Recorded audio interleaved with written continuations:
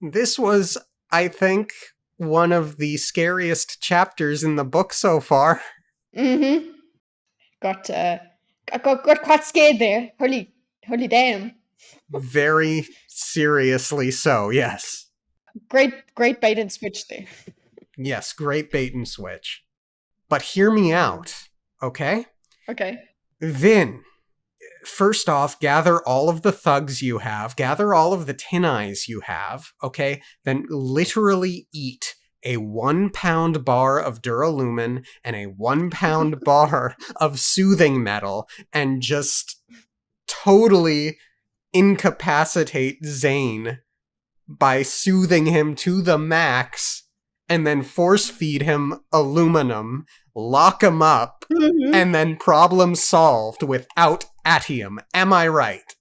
Yes, get him somehow, force feed him aluminum. Do that as well. Do what the Inquisitors did to Vin. Yep. But the big thing there is to incapacitate him Long enough. before he has the chance to use atium, because I don't see how atium can counter soothing. Yes, you can't see it coming. You can't see her burning things. You can see her pushing and pulling and making decisions for that, right? But you can't see her doing any of that mental animancy. So hello, that's the key, Dorkus. Tell Vin, come on, pick it up. Right? And he can't do anything about it once she starts doing it, because he will be an emotional wreck, unable to move. Hopefully, but so they don't even have to. Yeah. He'll be dazed. They won't even have to like fight at all. Just the moment she sees him next, boom. Yeah. Anyway, I also had a very, very scary thought prediction at the end of this chapter. We'll get to it. I myself have been an emotional wreck as to whether or not I wanted to front load it or wait until the end, and the prediction is precipitated by the very last line of the chapter, so I think we have to wait. Okay, let's do that. Okay. Anything else to say before we start the chapter? Vin, don't be stupid. Yes, please don't be stupid. Look.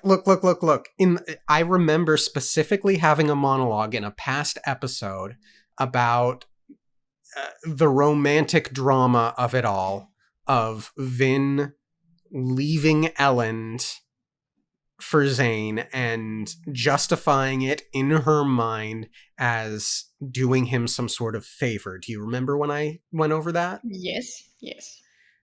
This chapter almost recontextualizes that, in that she might leave him genuinely to protect him, not because she's having some sort of dalliance with Zane. I think it's very clear after this chapter that she is not romantically interested in him, but if she's leaving because Elend is being threatened, that I can believe. Yeah, that I can believe. That's a motivation. Look, I do think she's looking for an excuse, that kind of thing, because she does have that insecurity. But this is that's a very powerful motivation. It lets her act on her fear, and she gets to protect him. So she's in a vulnerable place, and then I still don't want her to be stupid with that, but she's young. Agreed. She's insecure. That's what happens. Now, quick shout out to Carol, who very kindly requested that we do this intro as Ulrian.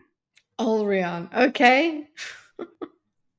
This does mean that we're going to have to switch the lines, so I can hear you do it first, Kitte. Oh, come on. How do I do her? She is Southern, right? We do still do her Southern. Yeah, she's a Southern belle. Hello and welcome to the No One Asked You podcast. Is that it? Yes, that's great. Never don't do her like that. There's so much energy in what you just did. Okay. Hello and welcome to the No One Asked You podcast. This series, Dorkus is once again joined by his wonderful co-host, me, that Don Kitty. Dorkus and I are both going into this story completely new with almost no knowledge of the story or world. Each segment, we intend to cover what happens in each new chapter and discuss our experience along the way. Hold on to your butts, because this is Ascension Unleashed, a blind read-through, and today we will be covering Chapter 34. Chapter 34. Thanks, Carol. There was a place for me in the lore of the anticipation. I thought myself the announcer, the prophet foretold to discover the hero of ages. Renouncing Alendi then would have been to renounce my new position, my acceptance by the others. And so I did not. Right, so we've had this kind of discussion before, this point being made by Khan before. Mm-hmm. Nothing really new.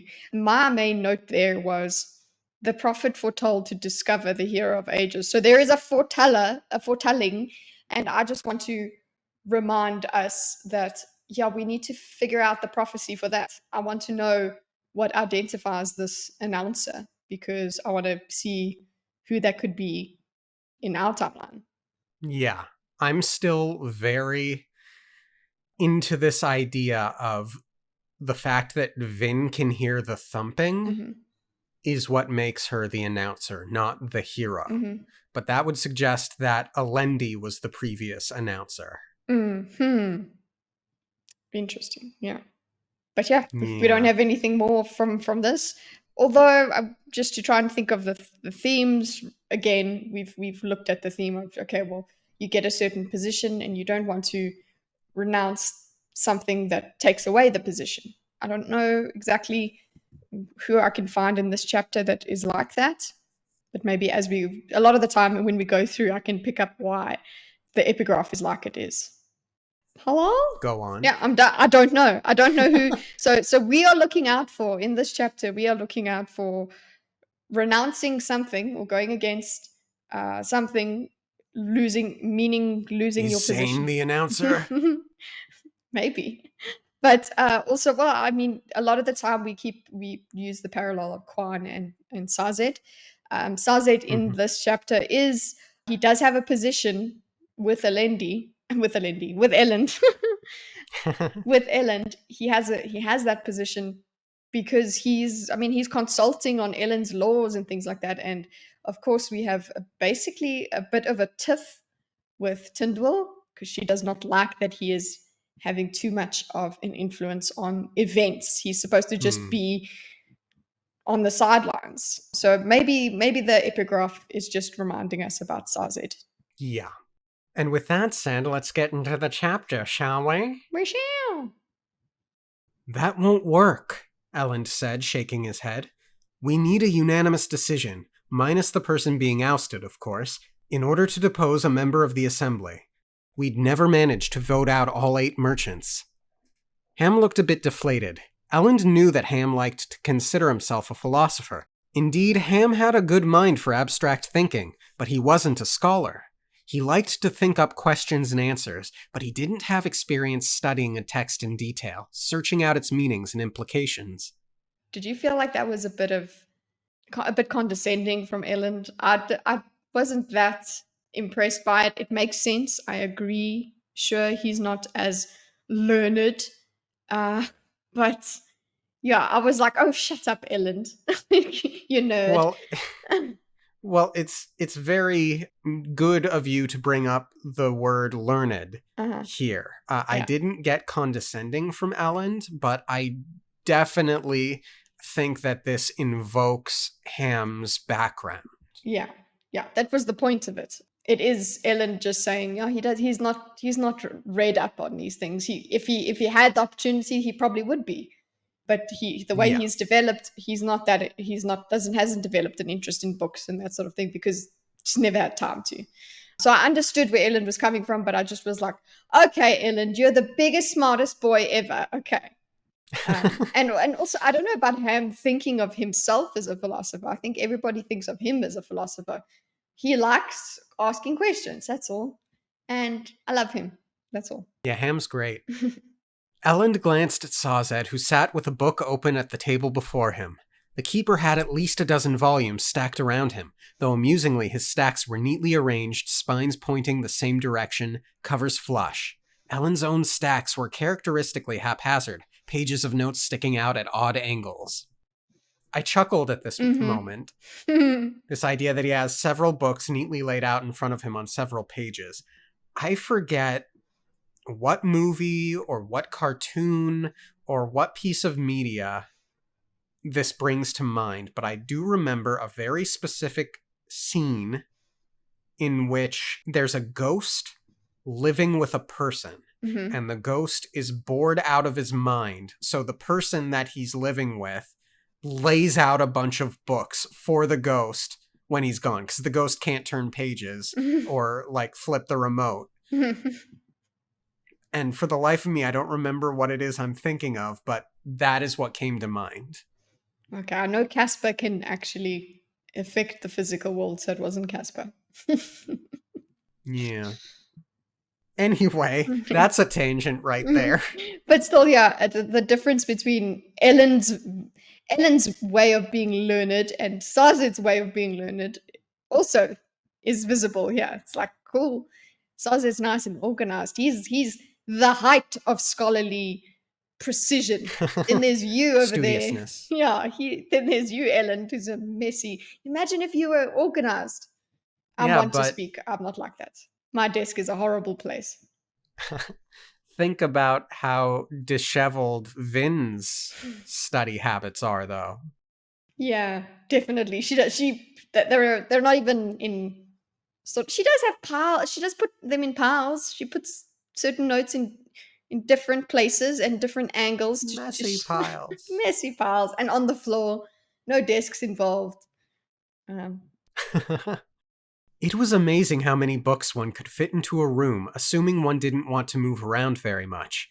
Ham sat on the floor, a small pile of books beside him, though he spent most of his time voicing one random idea or another. Tyndall had a chair and did not study. The terrace woman found it perfectly acceptable to train Elend as a king, but she refused to research and give suggestions about keeping his throne. Apparently, for her, this would cross some unseen line between being an educator and a political force. Comments? That's her line. We know that this is the drama between her and Sazed. Yeah. Where this is concerned, I found it more noteworthy that Sazed is helping with this study right now rather than going over his studying stuff. But yeah, go on. Continue. Yeah. I was just like, look, you by educating this person in being being kingly, you are being a political force. But I guess it's a very fine line. There's certain actions she literally just will not take because she feels like they are way too influential. It will suddenly be more than education. But I would argue with her is your education is making him a political force. You are influencing this stuff. So I don't know, maybe get over yourself because and she clearly likes him. Yeah, exactly. She's just uncomfortable. Of course, she's got to go through a whole journey of like we know now, we're getting even more of an idea of how rebellious Sazed is as a keeper compared to his brethren. So yeah. Good thing Sazed isn't like that, Elend thought. If he were, the Lord Ruler might still be in charge. In fact, Vin and I would probably both be dead. Sazed was the one who rescued her when she was imprisoned by the Inquisitors, not me. So, I've complained a handful of times in this book about some revisionist history. Now, it can be said that Elend does not think tremendously highly of himself, and that could be feeding this line. But I do feel as if this book is... Because I think this topic has come up a few other times earlier in the book. Underplaying Ellen's participation in helping Vin at the end. Because the way I remember it, Vin and Sazed were at the end of their ropes, and it was Ellen's interference that gave Vin the time to get the medal. I do remember Elend having his last stand moment. He wasn't going to get out on his own, and had Vin not been able to get the medal, they all might have died. But Sazed helped Vin get out of the cage, but Elend bought Vin the time to get the medal. So I don't want to underplay Elend's contribution at the end of that. And I don't like that this book is making us think he didn't contribute that much. I don't think the book is making us think that. I think this is showing us how Elend sees it. Elend's own, like you said, Elend does not think highly of himself. He puts himself down. He doesn't think, because that is in reality what happened. That both of their actions, both of these parties, well, all three of them actually, if all of their actions had to come together for things to happen the way that they did. So everybody had a contribution in that event. But Elend's easily taking out his contribution, his value, because he's like, oh, I'm not valuable. I'm just weak. I'm not effective. It's other people that do things. So it's just to me, it's a character thing. He has revisionist history in his head. These characters revise history. That's what anxious and insecure people do, is they interpret events through the lens of their own insecurity. So that's what I see here. Yeah, I think it's more that than not. It's just on top of the other bits of things that I have felt to be a little bit revisionist. I feel sensitive to that potential element here, but I think the more rational take is what you have just said, which I did preface this whole tangent with. Yes, to exactly. be clear, if I remember correctly. Yes, you did. You did say Elend doesn't think highly of himself. Yeah. But I did want to vocalize this congruent thought. So he didn't like to think about that event. His bungled attempt at rescuing Vin now seemed a metaphor for all he had done wrong in his life. He'd always been well-intentioned, but he'd rarely been able to deliver. That was going to change. So yeah, exactly. Sorry, just the way that he said his bungled attempt. Vin is alive. Hello? And like you said, they were at their wits' end there. They were desperate. Hello? If he wasn't there, it wouldn't have happened the way it happened. Sure, maybe somehow something different could have happened, but the way it happened did need Elend. So no, stop being stupid, Elend. Yeah, stop it. Stupid Elend. Stupid Elend. No, I just love the way you say stupid Elend. Thank you. Elend, you're doing so well. Yeah. What about this one, Your Majesty? The one who spoke was the only other person in the room, a scholar named Noorden. Elend tried to ignore the intricate tattoos around the man's eyes, indications of Noorden's former life as an obligator. He wore large spectacles to try to hide the tattoos, but he had once been relatively well placed in the Steel Ministry. He could renounce his beliefs, but the tattoos would always remain. We've got a new character, Noorden. What an interesting name.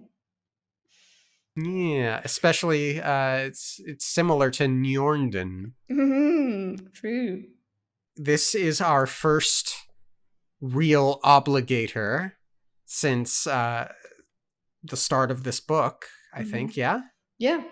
And since, no, we're not in a POV. Like, our first exposure to an obligator was in the prologue in Mistborn.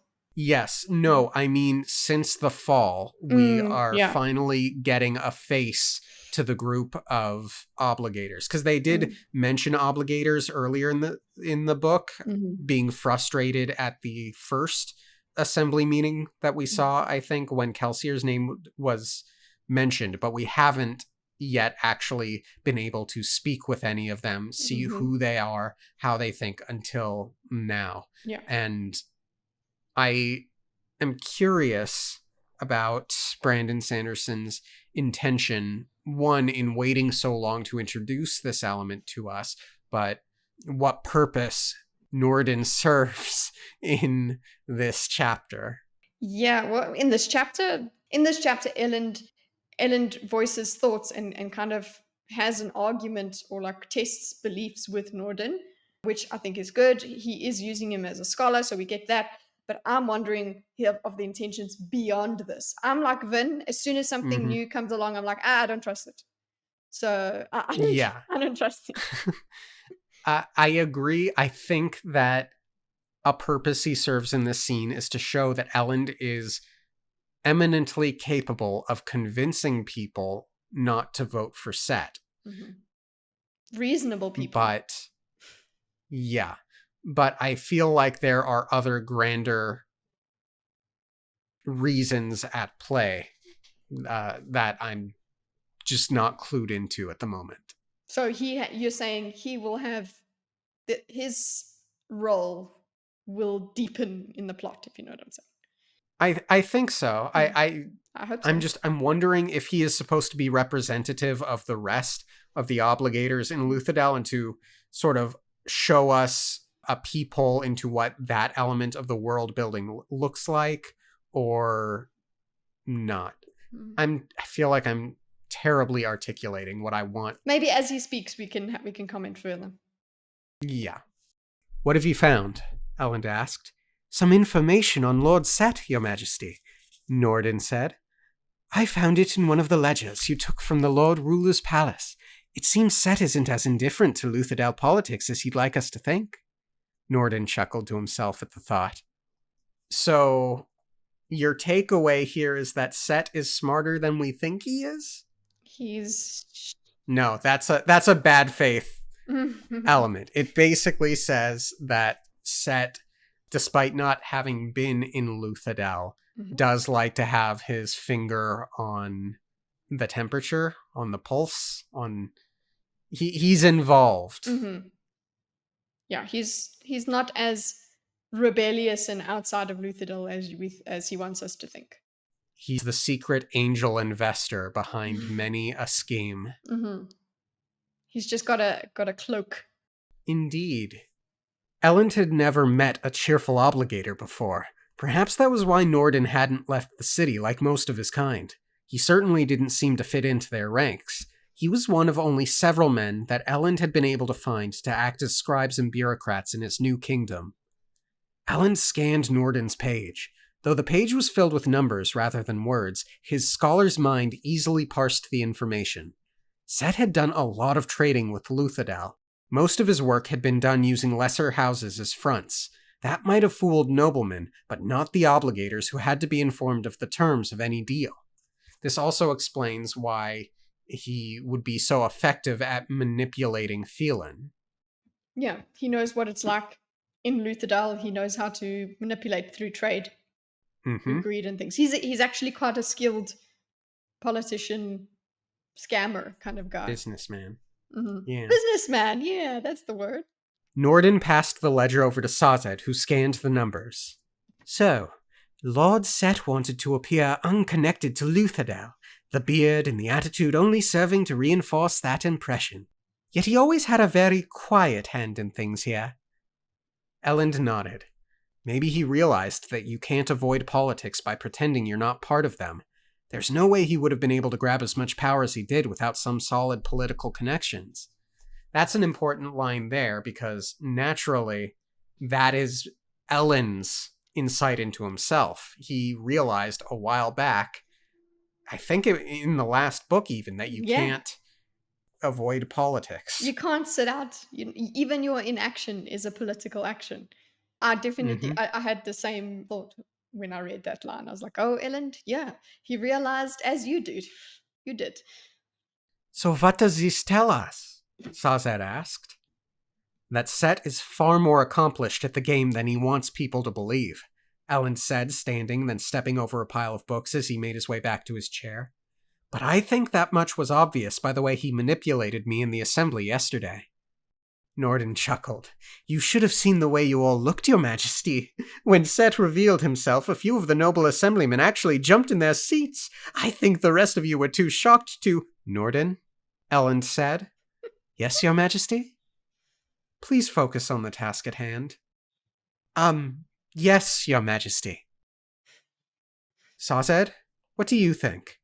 Yeah, it was comical as well. Just like, okay, Norden, thanks. We were there. And it was quite a dire situation. Thanks for finding the comedy in it. But Yeah. It did make me like him as much as I don't trust him. It made me like him. I was like, you're a weird, Yeah. quirky guy. You're interesting. But I'm like, what's your angle? What's your angle, quirky guy? Yeah. I don't distrust Norden. I just, he seems awkward and well intentioned. Mm. It's, You know what? yeah. When you say that, I agree. It's not that I distrust him. It's more like I don't know his intentions. He's such a wild card that's what I mean. That I'm insecure about him. I don't know enough. Yeah. It's new. I don't like it. Mm. Give me more of what I know. Sazed, what do you think? Sazed looked up from his book, a codified and annotated version of the city's charter as written by Elend himself. The terraceman shook his head.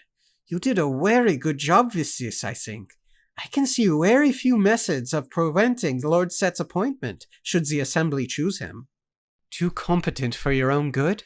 Norden said. A problem which, unfortunately, I've rarely had, Elend said, sitting and rubbing his eyes. Is this how Vin feels all the time? He wondered. She got less sleep than he, and she was always moving about, running, fighting, spying, yet she always seemed fresh. Elend was beginning to droop after only a couple of days of hard study. Okay, Elend, stupid Elend. Vin is burning metal, and even that is starting to take its toll on her. Yeah. And Vin's not right all the time. No. Vin is definitely not right all the time. But of course, Elend is focused on how wrong he is all the time and oh how bungling everything he does is, and Vin is just perfect. So yeah. Yeah, he's in love. Mm-hmm. Focus. You have to know your enemies so that you can fight them. There has to be a way out of this. Doxson was still composing letters to the assemblyman. Elend wanted to meet with those who were willing. Unfortunately, he had a feeling that number would be small. They had voted him out, and now they had been presented with an option that seemed an easy solution to their problems. Your Majesty, do you think perhaps that we should let Set take the throne? I mean, how bad could he be? Okay.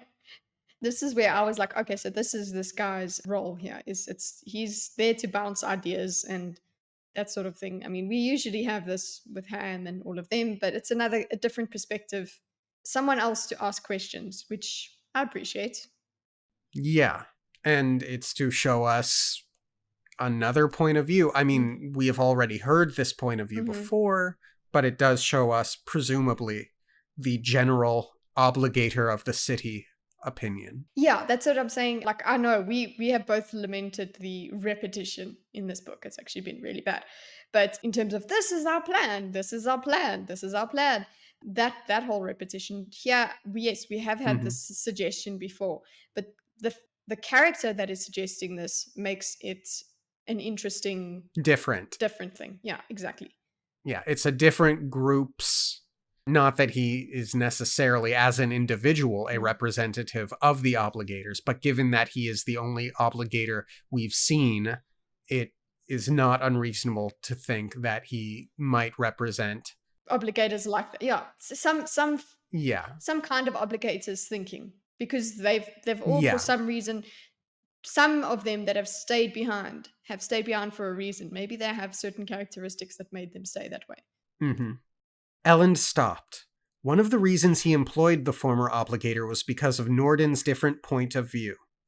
Or viewpoint, rather, is what it says. But this is exactly what we've essentially just articulated. We are getting someone else's point of view.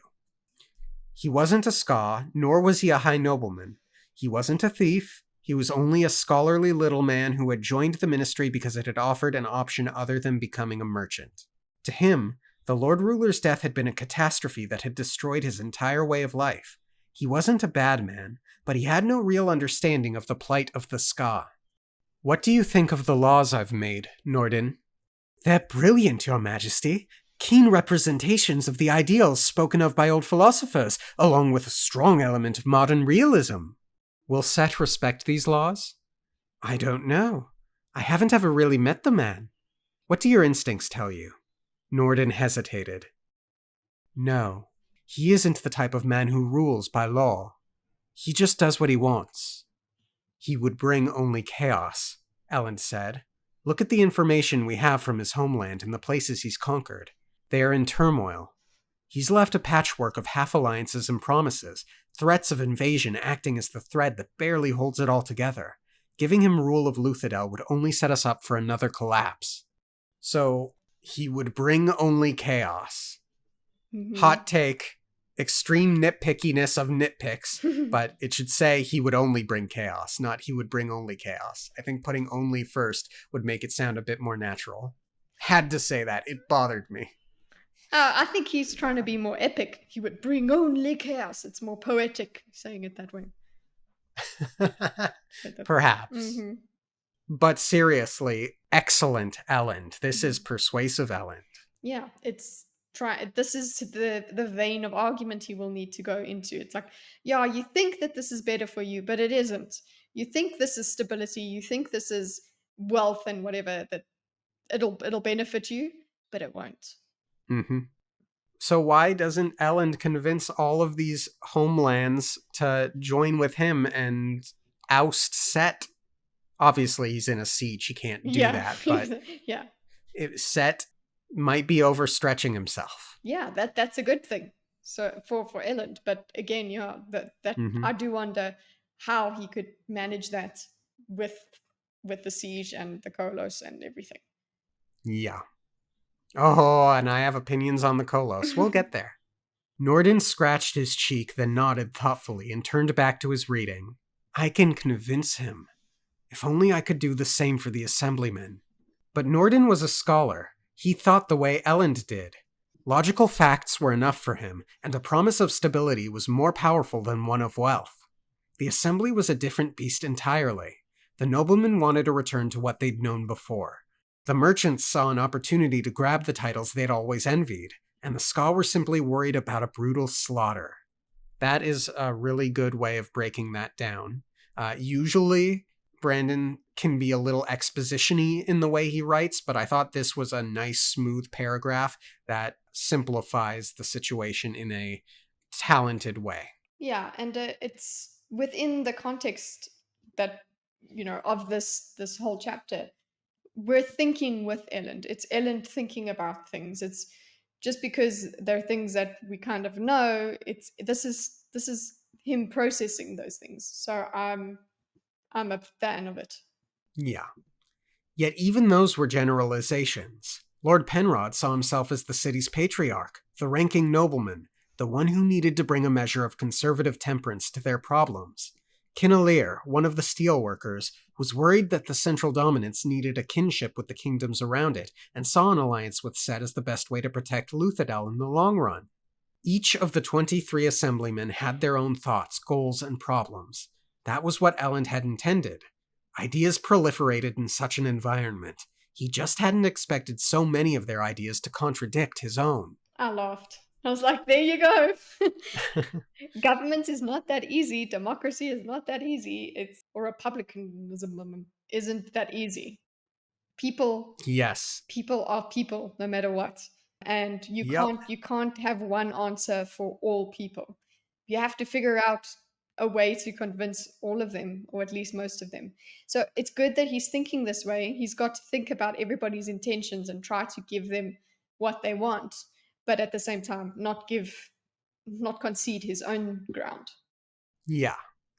And we're finally getting some more insight into some of the members of the assembly, and that I'm enjoying. Mm-hmm. He couldn't go into all of them. Naturally, though I wish he could have thrown in a few more, but that's fine. You were right, Ham. Ham looked up, raising an eyebrow. At the beginning of all this, you and the others wanted to make an alliance with one of the armies. Give them the city in exchange for keeping it safe from the other armies. I remember. Well, that's what the people want. With or without my consent, it appears they're going to give the city to Set. We should have gone with your plan. Your Majesty? Sazed asked quietly. Yes? My apologies, but it is not your duty to do what the people want. Elend blinked. You sound like Tindwell. I have known few people as wise as she, Your Majesty, Sazed said, glancing at her. He likes Yeah, her. no, he does. Well, I disagree with both of you. A ruler should only lead by the consent of the people he rules. I do not disagree with that, Your Majesty, or at least I do believe in the theory of it. Regardless, I still do not believe that your duty is to do as the people wish. Your duty is to lead as best you can, following the dictates of your conscience. You must be true, Your Majesty, to the man you wish to become. If that man is not whom the people wish to have lead them, then they will choose someone else. Elend hesitated. Well, of course. If I shouldn't be an exception to my own laws, I shouldn't be an exception to my own ethics either. Sazed's words were merely a rephrasing of things Tindwyl had said about trusting oneself, but his explanation seemed a better one, a more honest one. I think I really liked this passage. Same. But you were about to say something, so you speak and then I'll explain why I liked it.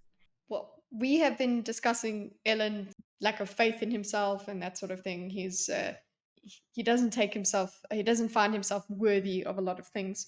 This is more appealing to him because it's a lot more logical and, like he says, a lot more honest. It doesn't have to so much it doesn't have to be that he's the great man and that's why he deserves to lead. It's that he just needs to remain principled. That's what has to happen. And he's okay with remaining principled. He doesn't have to focus too much on how brilliant he is and force himself upon people that way. This is more like, no, I need to remain true. That's a lot better. That's a lot easier for him because of his insecurity. I like it. And I'm glad that he does see that it's just a rephrase, a reshaping of what Tindwyl is saying, but he needs this kind of framing for it. It needs to sit with him. Agreed. One of the things that I really liked about this passage is I've heard it said before that for a lesson, for people who are learning something, and for it to really take root, they need to hear it 3 different ways, or like from 3 different people, or something to that effect.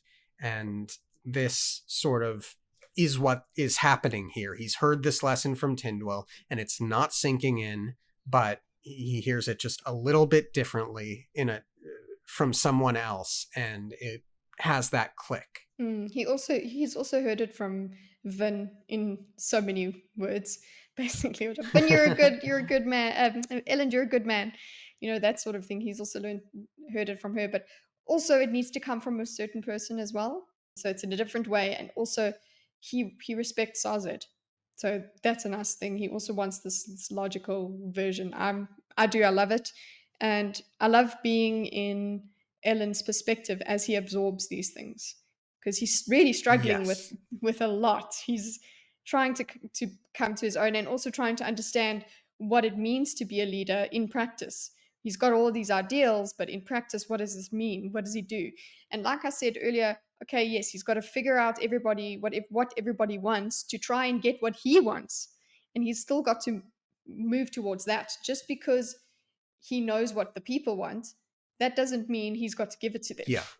Now, Elend is right not to use the army to maintain his kingship, because you don't want to violate other people's rights. And he's already been voted out, so that's that. But if he becomes king again, as long as he's not violating people's rights, then he can lead as his conscience demands, even if he thinks that it will be an unpopular action that he must take. Yeah, it's quite an interesting theme of just government systems of government. If you just mob rule, that's really not gonna help all the time. It doesn't seem viable. So there needs to be some sort of understanding of, okay, yes, I need to understand what the mob wants, but also I can't always give them what they want.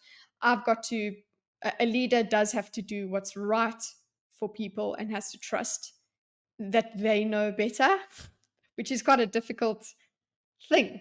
Yeah, just the theme of government in this book is very strong, and Branderson just knows how to tackle it. Indeed. Trying to guess what people wish of you will only lead to chaos, I think. You cannot please them all, Elend Wencher. The study's small ventilation window bumped open and Vin squeezed through, pulling in a puff of mist behind her. She closed the window, then surveyed the room. By the way, did you see? Sazed said, will only lead to chaos. Haha! We Aha! had chaos. We had Set. Set will bring only chaos. And Sazed's like, well, doing that will bring only chaos. We came all the way back around. I do like that. Mhm. Excellent catch, Kitty. More? You found more books. Of course. How many of these things have people written? Elend opened his mouth, then paused as he saw the twinkle in her eye. Finally, he sighed. You're hopeless, he said, turning back to his letters. He heard rustling from behind, and a moment later, Vin landed on one of his stacks of books, managing to balance atop it. Her mist-cloak tassels hung down around her, smudging the ink on his letter. Ellen sighed. Oops. Vin said, pulling back the mist-cloak. Sorry. Is it really necessary to leap around like that all the time, Vin? Vin jumped down. Sorry. Sazed says it's because Miss Bourne liked to be up high, so we can see everything that's going on. Elend nodded, continuing the letter. He preferred them to be in his own hand, but he'd need to have a scribe rewrite this one. He shook his head. So much to do. Oh, poor Vin. She's just so cute.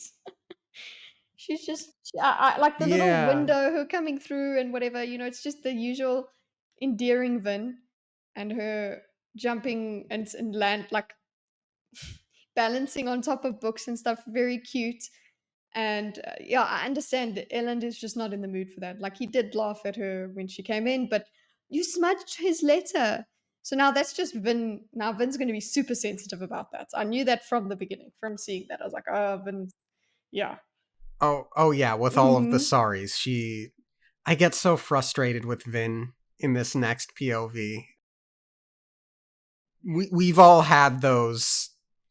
We're working very hard against a deadline. Why are you Yeah. bothering me? I love you, but why are you bothering me right now? Yes. Hmm. Moments.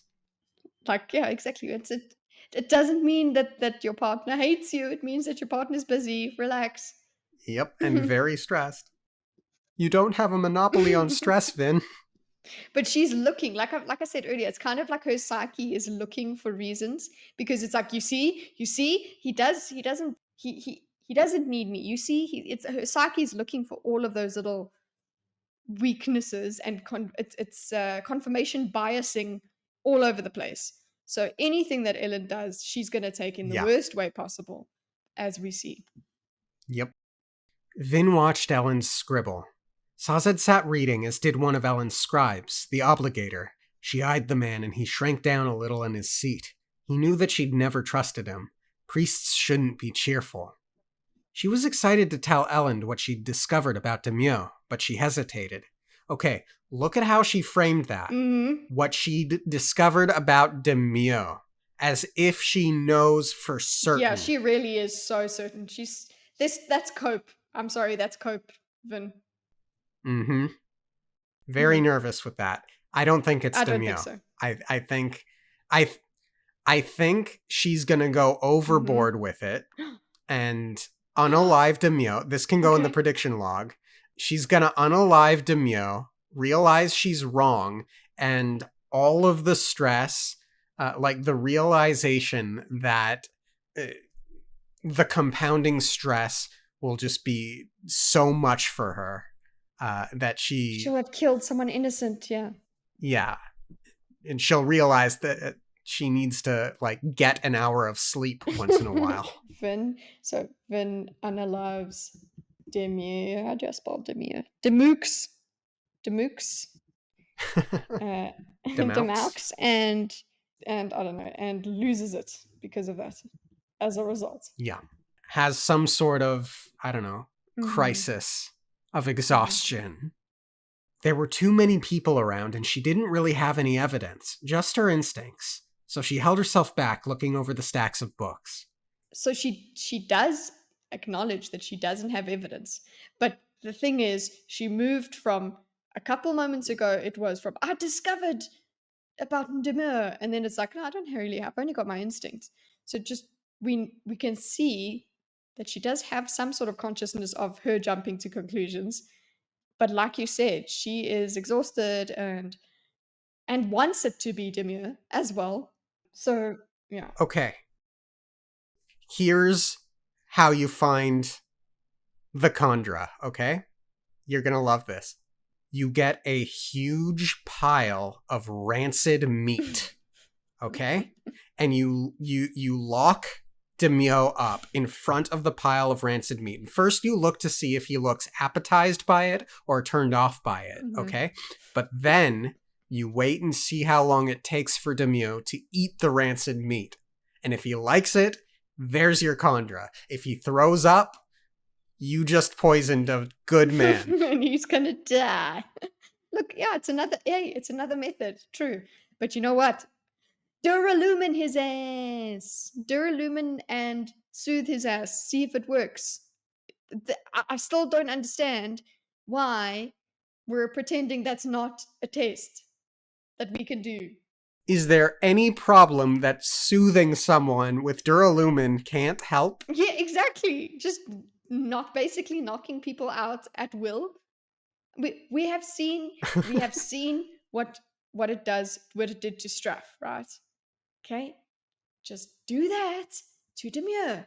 So if I swear, if Vin does not do that, I guess it feels like that's not what's going to happen. She's not going to do it. She's going to just, like you said, just go with their instincts and land up killing him by mistake. Well, yeah, killing him anyway, and then realizing Yep. his innocence.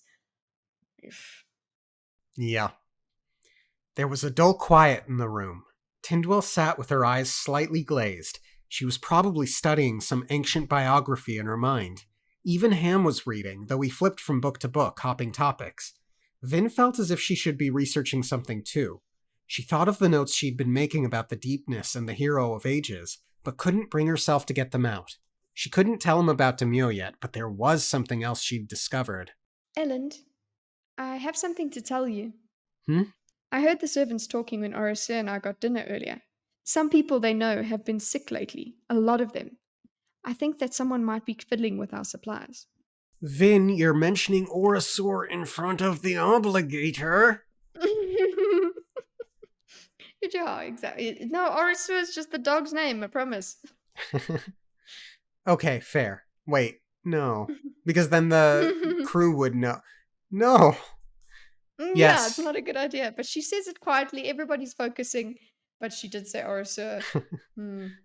Why could she not just say when I got dinner earlier? Why did she have to say Orisa now? Because she's including Orasor. Oh, see, Because of the lovey. bonding. Yeah. Yes, Ellen said, still writing. I know, several wells in the city have been poisoned. They have? Didn't I tell you when you checked on me earlier? That's where Ham and I were. You didn't tell me. I thought I did, Ellen said, frowning. Vin shook her head. I apologize, he said. He leaned up and kissed her, then turned back to his scribbling. And the kiss is supposed to make it all right. She thought, sullenly sitting back on a stack of books. No, Vin! The apology is supposed to make it all right. The kiss is extra. He said sorry. What an apology is supposed to. He's acknowledging. He's like, I'm sorry. What would you like? He needs to change the past. The dude has a mistborn half-brother after him, 2 armies, an election, and a third Kolos army. Cut him a bit of slack, Vin, please. No, but she needs to be relevant. She needs to be needed. How dare he have stuff that she doesn't know about? But also, she's doing that to him too. She hasn't spoken to him about a lot of things. Both of them keep things from each other or are too busy with themselves. They actually don't spend a lot of time supporting each other in or running things past each other. Actually, they're just too busy. Yep. It was a silly thing. There was really no reason that Ellen should have told her so quickly. He thought he did. Yet the exchange left her feeling odd. Before, he would have asked her to do something about the problem. Now he'd apparently handled it all on his own. What could you have possibly done, Vin? Unpoison the wells? Yeah. Go and fight the well. Like, she's like, oh, must I guard the well now? It's like, you've got other stuff to do as well. Think practically. But you see what I'm saying? Confirmation bias. all her brain is doing is looking for reasons for Ellen to have been different and for her to be insufficient and for things to have changed. Oh no, no, I'm not allowed to be happy. I'm not allowed to have joy in my life. So I'm just going to find all the reasons for this not to be good for me. Yes. I was listening to that, by the way. That wasn't one of those yeses that I yes when I lose focus. Sazed sighed, closing his tome. Your Majesty, I can find no holes. I have read your laws over 6 times now. Elend nodded. I feared as much. The only advantage we could gain from the law is to misinterpret it intentionally, which I will not do. You're a good man, Your Majesty. If you had seen a hole in the law, you would have fixed it. Even if you hadn't caught the flaws, one of us would have, when you asked for our opinions. He lets them call him Your Majesty. He tried to get them to stop that. Why let them use it now? Odd that Elend would finally start to think of himself as a king after the throne had been taken from him. That's an important line, because later on, Zane's going to say something about how Elend takes what he has for granted, and this line here feels poignant. I did not make that connection. Interesting. Yes. Wait. Tindwell said, eyes unglazing. That felt ominous. Yeah, it's like dun, dun, dun. You read over this law before it was ratified, Sazed? Sazed flushed. He did. In fact, Sazed's suggestions and ideas were instrumental in helping me craft the current code. I see. Tindwell said through tight lips. She's mad. She's like, excuse you had even more of a role in all of this? Yes, he did. Suck it. Suck it. Elend frowned. Tindwell, you were not invited to this meeting. You were suffered at it. Your advice has been well appreciated, but I will not allow you to insult a friend and guest of my household, even if those insults are indirect. Woo! Right? That's a bit touchy. That I was like, okay, it's a bit far, Ellen, but okay, he's stressed. He's not going to take your this sullenness. Is definitely stressed Elend.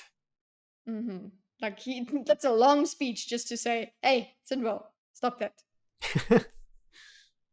I apologize, Your Majesty. You will not apologize to me. You will apologize to Sazed, or you will leave this conference. Tindwell sat for a moment, then she stood and left the room. Elend didn't appear offended. He simply turned back to writing his letters. Oh man, this is relationship damaging. Little bit. This is tense, yeah. Mm-hmm. You didn't need to do that, Your Majesty. Tindwell's opinions of me are well-founded, I think. I will do as I see fit, Sazed, Elend said, still writing. No offense, my friend, but you have a history of letting people treat you poorly. I won't stand for it in my house. By insulting your help with my laws, she insulted me as well. She didn't insult. Like I don't know. She was not happy about it. Okay, but she didn't go, "Oh, really? That's horrible." Or she literally just had a reaction to it. She didn't insult it. I agree. Elend was a bit aggressive in his kingliness, let's call it, with Tindwell here. I hope it's not for the worse of all parties involved. But again, a big part of it is just the stressful situation, I think. Yeah. I feel like Elend is the kind of guy that would notice that eventually. But at the moment, yeah, he is properly... he's feeling it. And Sazed... Like, I mean, even the way he speaks to Sazed is like, oh, well, you know what? People don't treat you well. It's like, well, you just like walked all over what Sazed thinks about this as well. So you're being not in my house as well. Very, very straff. Whatever. We do. He's leaning into that side of himself, and by default now he's aggressive in a way. So yeah, again, cool it. Ellen, I understand. I understand what you're feeling and everything, but don't let this become all you are now. Yeah. Still be a person. Breathe. Sazed nodded, then reached over to pick up a new volume. Vin sat quietly. He's changing so quickly. How long has it been since Tinville arrived? 2 months?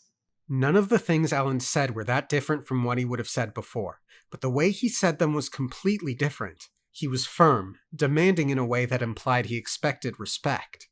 It's the collapse of his throne, the danger of the armies. Vin thought.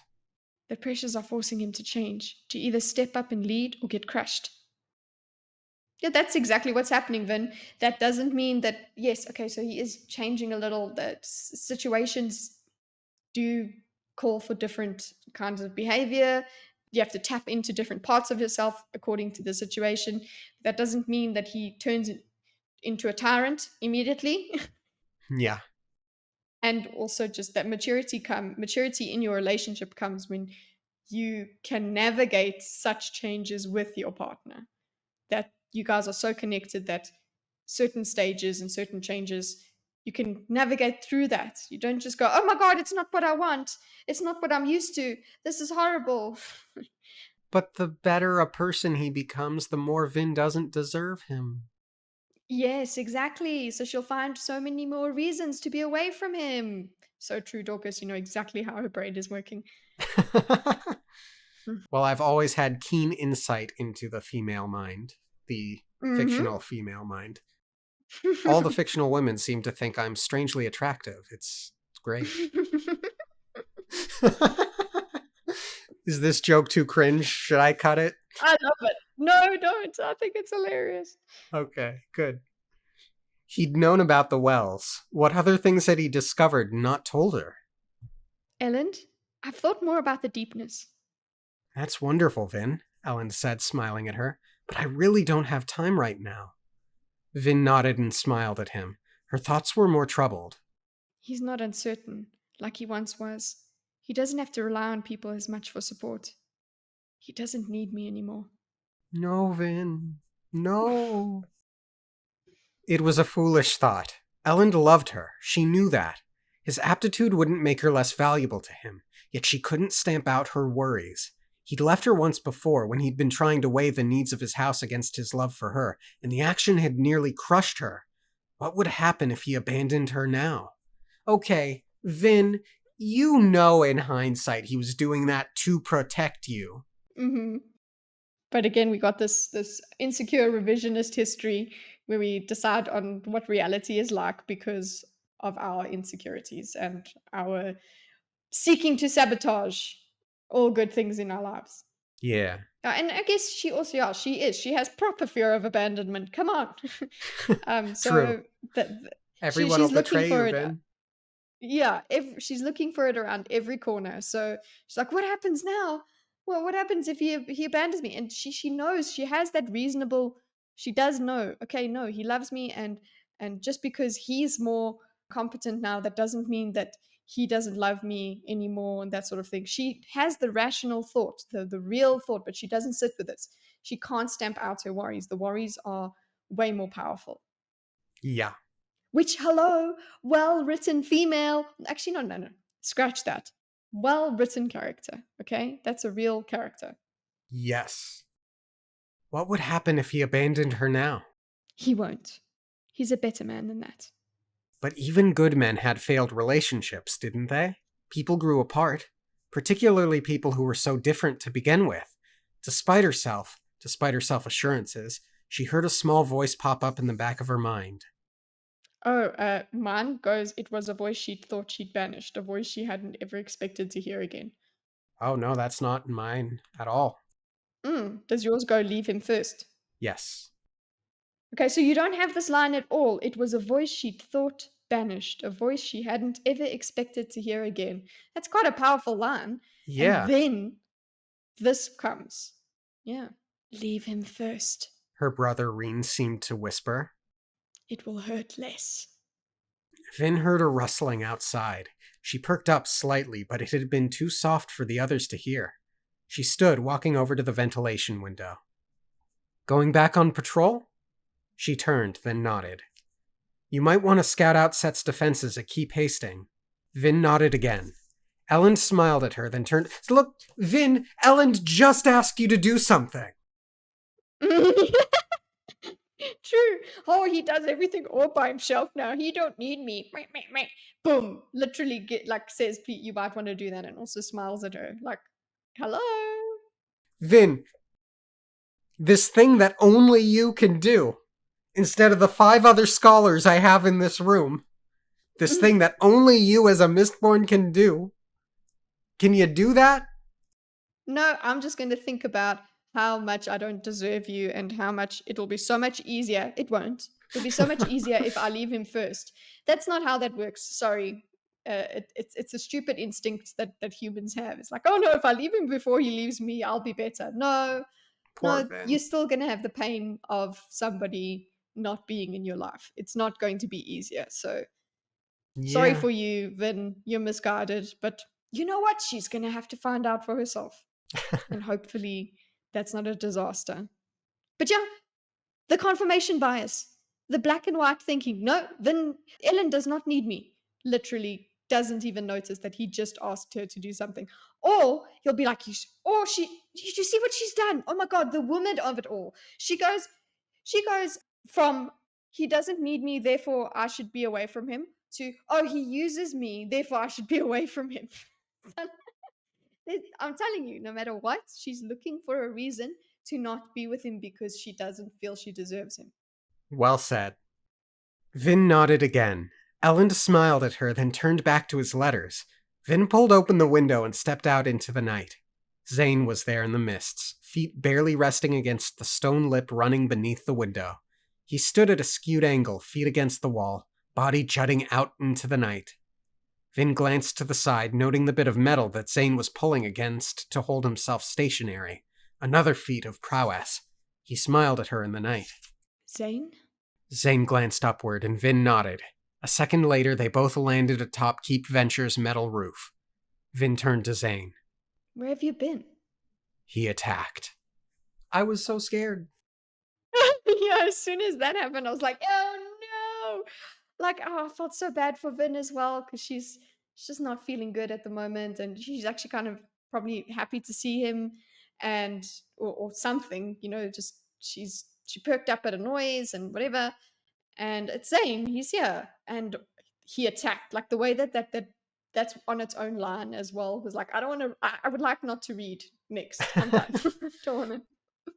Well said, yeah. And even if Zane wasn't trying to kill her here, if his aim was like to kidnap her or something such that she ends up being separated from Elend, she just left Elend feeling very melancholic, let's say, about their relationship, and that could be devastating to her. Like, don't tell your loved ones you love them before it's too late, you know?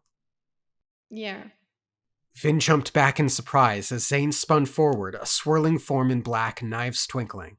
She came down with her feet half off the rooftop, tense. A spa then?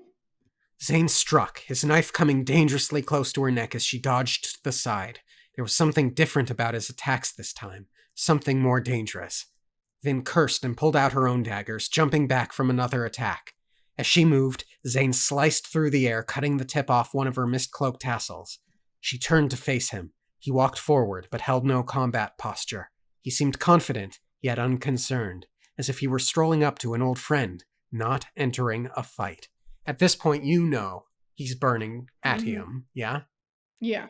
And I'm still terrified. I'm like, okay, this is it. He's going for her. He's probably playing with her a little bit, but he's gonna kill her. Yup, that's what it seems like. Also, a little literary writing sort of symbolism thing. Interesting that, okay, so we had Vin's tassel or whatever from her mist cloak smudging Ellen's letter, and that was a big deal, right? Now we've got Zane here slicing through a tassel of the mist cloak. I don't know. I thought that was quite interesting, an interesting parallel. Interesting indeed. Mm. She turned to face him. He walked forward but held no combat posture. He seemed confident yet unconcerned, as if he were strolling up to an old friend, not entering a fight. All right then. She thought, jumping forward, swiping with her daggers. Zane stepped forward casually, turning slightly to the side, easily dodging one knife. He reached out, grabbing her other hand with an effortless motion, stopping its blow. Vin froze. Nobody was that good. Zane looked down at her, eyes dark, unconcerned, unworried. He was burning atium. Oh no. He's going in for the Yep, kill. we knew that. At this point, I was like, okay, where are the others? Yeah, well, then because I'm like, okay, if this is it, why not have absolutely everything available to you? Are they watching for his signal? What's happening? Yep. Vin pulled free of his... Well, okay, could Vin have won here, though? Do you think there's a way, like, if it didn't occur to her to do the Duralumin Soothe to daze him, I feel like she's really out of sorts. Mm-hmm. She's fatigued. I don't think she could win a fight with him. No, she's very lucky with what happens here. If this was the fight, absolutely she'd be dead. Even if she had atium, she would probably have died. Yeah. Because she's so out of sorts. Vin pulled free of his grip, jumping backward. He let her go, watching as she fell into a crouch, sweat beading on her brow. She felt a sudden sharp stab of terror, a guttural primal feeling. She had feared this day from the moment she'd learned of Atium. It was the terror of knowing she was powerless, despite all of her skills and abilities. It was the terror of knowing she was going to die. Very scary chapter. Yeah, very scary. I was like, okay, like we know we don't expect Vin to die, but we do as well. We don't know. It was just very scary. It's like, how is she going to get out of this? Yeah. So you're just basically sitting there going, I hope Zane stops. You do go. That's what I was thinking. I'm like, okay, she's still alive. She's alive for us to ask this. Zane is at least playing with her. So I'm like, okay, please just let's get to the point where we understand what the meaning of all of this is. It was really stressful.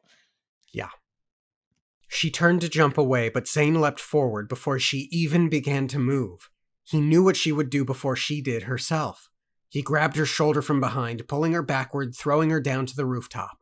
Vin slammed against the metal roofing, gasping in pain. Zane stood above her, looking down as if waiting.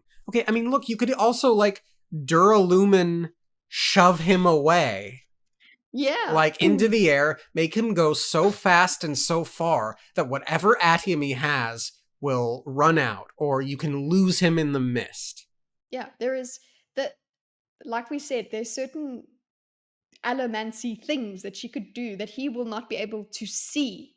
Or conceive Really. of, because see the effect. he doesn't know. Yeah, conceive of. Yeah, but like if you see her next move is to Duralumin push him, okay? So, and I mean push physically or with metal. So he sees the effect. He just sees himself flying away. How the hell is he going to stop that? He'll just try a little bit to like anchor himself a little, but he will not be able to overpower her Duralumin. If all else fails, brute force it.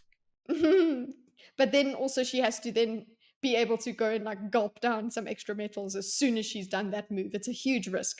But I'm saying, like you said, the if you know you're gonna die, all of that's, yeah, why not? And also it doesn't mean you have to be burning all of your metals. You extinguish everything and do the one that you're going to blast. She's done this before. Yep. So yes, there is a way that she could have won this with those sort of methods, but she's not that sharp at this point. She's not at her best. Yeah. Vin slammed against the metal roofing, gasping in pain. Zane stood above her, looking down as if waiting. I won't be beaten this way. I won't be killed like a trapped rat. She reached and swung a knife at his leg, but it was useless. He pulled the leg back slightly, just enough that her swing didn't even nick the cloth of his trousers. She was like a child being held at a distance by a much larger, more powerful foe. This was what it must be like, being a normal person trying to fight her. Zane stood motionless in the darkness. What? You really don't have it. The Lord Ruler's atium stash. No. You don't have any at all, he said flatly. I used the last bead the day I fought Set's assassins. He stood for a moment, then he turned, stepping away from her. Vin sat up, heart thumping, hands shaking a bit. She forced herself to her feet, then stooped and retrieved her fallen daggers. One had cracked against the roof's copper top. Zane turned back toward her, quiet in the mists. End of that POV? I like that we did a POV shift. I was like, don't you dare end the chapter. But then we got into a POV shift, which is interesting. Yeah. Zane watched her, saw her fear, yet also her determination. My father wants me to kill you. She stood, watching him, eyes still afraid. She was strong, and she repressed the fear well. The news from their spy, the words Vin had spoken while visiting Straff's tent were all true. There was no atium to be had in this city. Called it, you called it, you called it, Dorkus. What? Do you not know? You called it. That was one of the many things. Maybe it's already been confirmed, but one of the things you called was like, listen, Orasur heard, or whatever this Oh, karma's name is, heard her speak about not having atium left, and would have reported that to Zane. yes, And there you true. go. The spy said it, and then it was said in the tent. Yes. It is Dagasaur. Poor Demio is doomed. All for sneaking out to see a girlfriend that he's too embarrassed to tell everyone about. Yeah. I kid, of course. It's a scary chapter. We need to laugh. Yeah, we do. Is that why you stayed away? He nodded, turning from her. So, why let me live? I'm not sure. I may still kill you, but I don't have to. Not to fulfill his order. I could simply take you away. That would have the same effect. He turned back toward her. She was frowning, a small, quiet figure in the mists. Come with me. Both of us could leave. Straff would lose his Mistborn, and Elend would lose his. We could deny them both their tools, and we could be free. She didn't respond immediately, then shook her head. This thing between us, Zane, it isn't what you think. What do you mean? She looked up at him. I love Ellen, Zane. I really do. And you think that means you can't feel anything for me? Zane thought. What of that look I've seen in your eyes? That longing? No, it isn't as easy as you imply, is it? It never is. Okay, so, Zane, you're confusing that longing for Mistbornness interest. Yes. She doesn't love you. She is longing for some sort of Mistborn-related connection. She's lonely in some ways. Yeah, of course he's going to project. Look, she does. Look, is curious about him, or is a bit confused about her feelings with regard to him. But yeah, I don't think she's properly romantically involved with him. But she does acknowledge, which I appreciate it. She acknowledges there's a thing between them. There is a thing Yeah. between them. So he's decided that thing is completely, it's romance and that's it. She doesn't know what it is. And it's also feeding on her insecurity with Ellen. She does still love Ellen. It doesn't mean that Yes. she loves this guy. It just means she's lonely and she's thinking maybe she doesn't deserve Ellen, but she does deserve this scrap, Zane. But no, I don't think she's actually that conscious of it. It's more like Zane is just another place for her insecurity to go. So she just finds it there. But I'm glad that she knows. She's like, no, it's not what you think it is. It's really not as beautiful and pretty as you think it is. But he's obviously projecting hard here. He's like, no, no, no. So what? You can care about Ellen, but you can also love me. That longing that you have, it's like, yeah, that longing, you're misinterpreting it. Yeah. We're all just seeing what we want to see in the world in this book, aren't we? Yet what else had he expected? He turned away. It makes sense. That's the way it has always been. What is that supposed to mean? Elend. Kill him, God whispered. I think I mentioned it in the last God whispered chapter, but Reen's whispers are italicized and are seen as thoughts, but God's whispers are dialogue. Yeah, like they've actually been said. Yeah, that feels noteworthy. They have. It's definitely a choice. It's on purpose. Yeah. Zane squeezed his eyes shut. She would not be fooled. Not a woman who had grown up on the streets. A woman who was friends with thieves and scammers. This was the difficult part. She would need to see things that terrified Zane. She would need truth. And there I was thinking about the Emperor's soul a little bit. Okay, huh? Things that terrified.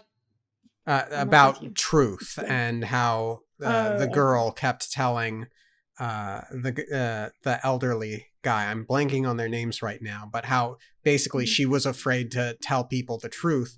She had made all these different lives for herself and forgeries and what have you, but because this other person is so honest, she has to tell him the truth to get him to trust her.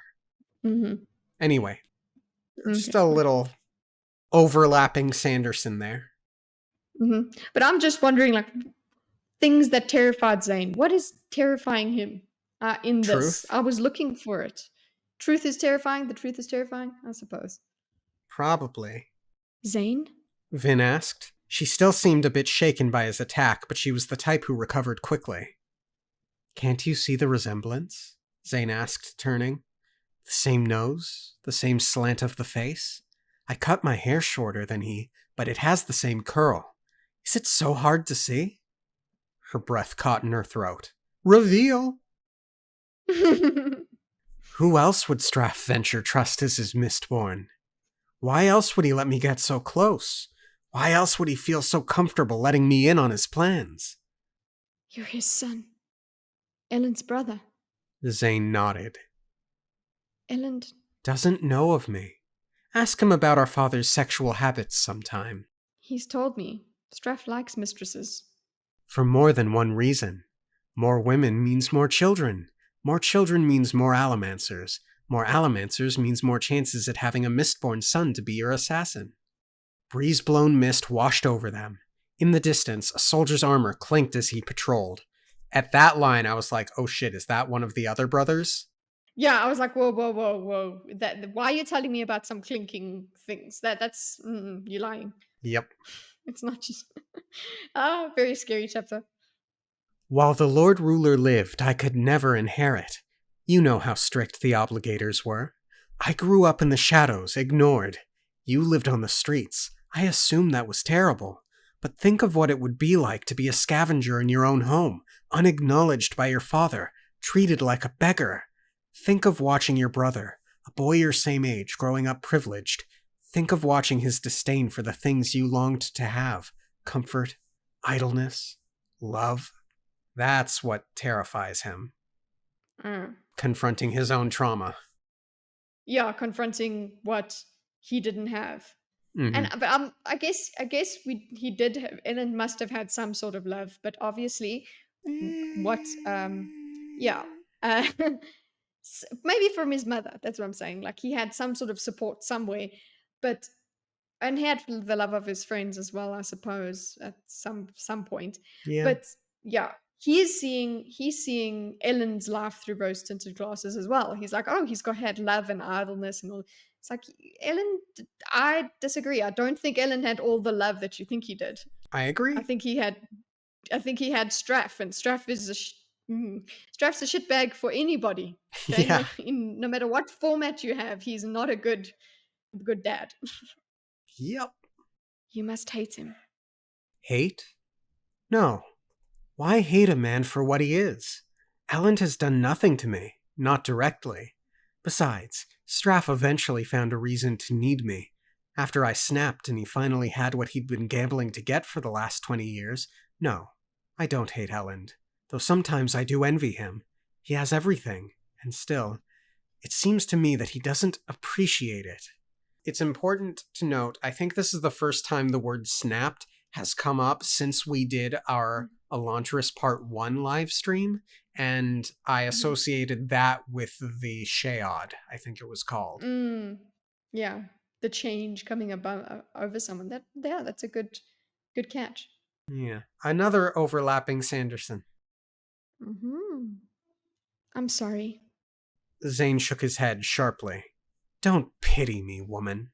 If I were Elend, I wouldn't be Mistborn. I wouldn't understand the mists, nor would I know what it was like to grow up alone and hated. Don't you think a man better appreciates love when he has been forced for so long to go without? Zane turned to look out at the mists. Anyway, I didn't come here tonight to lament my childhood. I came with a warning. Vin grew tense. A short time ago, my father let several hundred refugees through his barricade to approach the city.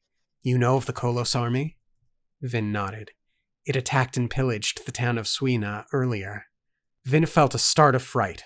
Suina was only a day away from Luthadel. The Kolos were close. Okay, I had a big thought here. Big brain thought. Because I've been on quite a journey with regard to whether or not it was wise for Set to go into the city for the election stuff. Yeah. I was reasonably satisfied when it became reframed as a gamble and what have you, but Set probably knows that the Kolos is coming, and he just managed to get himself protected by the city walls with 1,000 men. Works out. Convenient. It is. Yeah.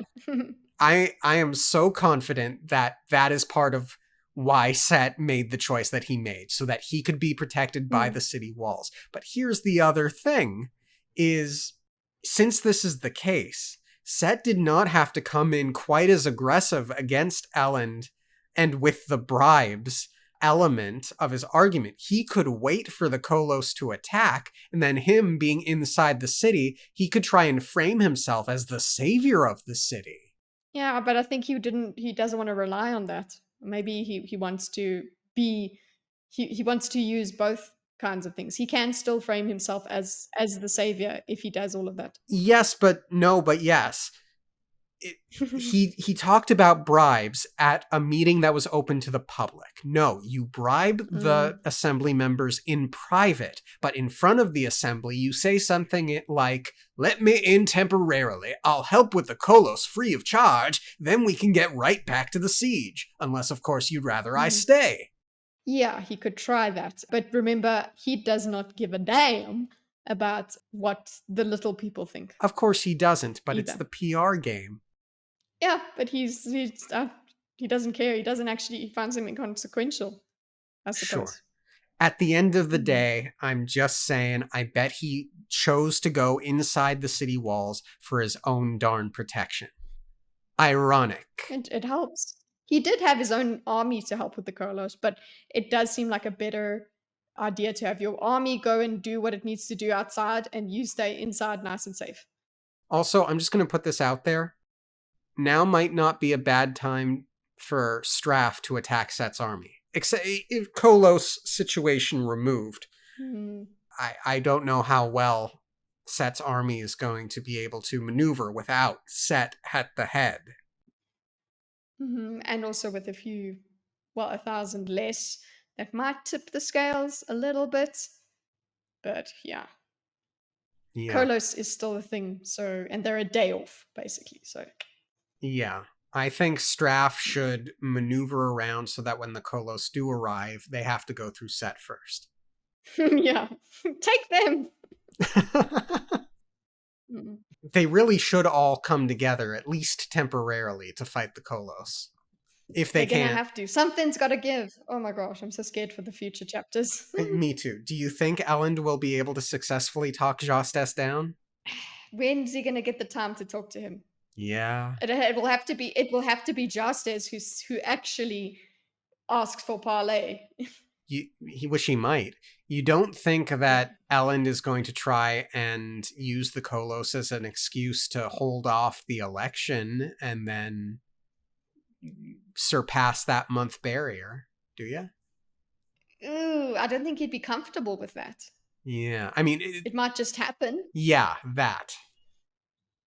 That might just happen, but I don't think he would want, because he doesn't want to okay, so it wouldn't be a misinterpretation of the law, but he doesn't want to exploit the situation. He doesn't feel good about that. Correct. But it might be just what happens. Yes. Yeah. Vin felt a start of fright. Suina was only a day away from Luthadel. The Kolos were close. The refugees came to my father for help. He sent them on to you.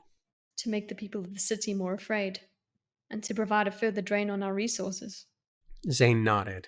I wanted to give you warning, both of the refugees and of my orders. Think about my offer, Vin. Think about this man who claims to love you. You know he doesn't understand you. If you leave, it will be better for both of you. Vin frowned. Zane bowed his head slightly to her, then jumped into the night, pushing against the metal rooftop. She still didn't believe him about Elend. Oh, actually, that does make me think. Mhm. Zane could be making a copper cloud for himself, which would make it harder for Vin to pierce in terms of soothing, Mhm. Yeah, true. except for the fact that I don't think she has tried Duralumin soothing through a copper cloud. Exactly. And we know that she can sense through them, so she should try it. Go to clubs and be like, hey, I know you hate being soothed, but I have to try this out. Our lives depend on it. Yeah, exactly. But again, we've got Vin is just overtaxed. Like a more Yes. energetic Vin would be doing that and being Vinovative and all of that stuff. She would be Yeah. doing all her stuff, but she is just not. She's stretched too thin at the moment. Zane bowed his head slightly to her, then jumped into the night, pushing against the metal rooftop. She still didn't believe him about Elend. He could tell that from her eyes. Well, proof was coming. She'd soon see. She'd soon understand what Ellen Venture truly thought of her. Okay, I I said it was the very last line. Hmm. She'd soon understand what Ellen Venture truly thought of her. Okay, what's up? Is Ellen gonna die and be replaced with Dogosaur? No! What the hell? No. I really do think. Look, okay. Hmm. Okay, I don't want. I feel like that has to not be true because I don't want it to be true. But I think it's gonna also, happen. I no. kind of really think that's what Zane is planning. Okay. He's gonna Okay. replace Ellen with the Condra and be like, okay, Condra, you are ordered to dump Vin. Push her to be the Hmm. blade that she doesn't want to be, and when she refuses, you dump her. Okay. That I see that being a plan, but I what I see is Zane really thinking that in truth, Ellen really doesn't love her. Ellen, he doesn't need to replace Ellen with a Chandra for that to be shown.